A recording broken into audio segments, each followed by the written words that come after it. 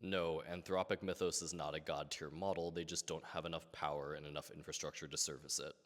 I'm not a Mark Andreessen fan, but one of the more interesting things I've seen him put out was this analysis of Claude Mythos.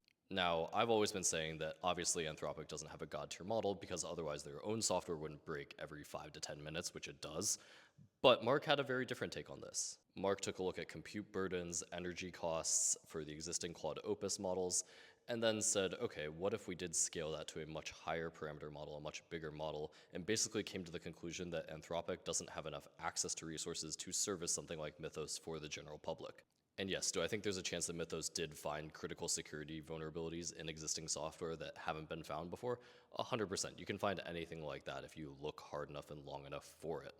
I've always invested under the thesis that we will need more compute and we will need a lot more power infrastructure to power these AI models. But this was something I hadn't really thought about, is that we're already hitting those upper limits now, and that's why OpenAI does need to raise all this money. And I think honestly, both of these providers will need to raise a lot more money because the compute isn't there and the power isn't there, and they're going to have to develop both.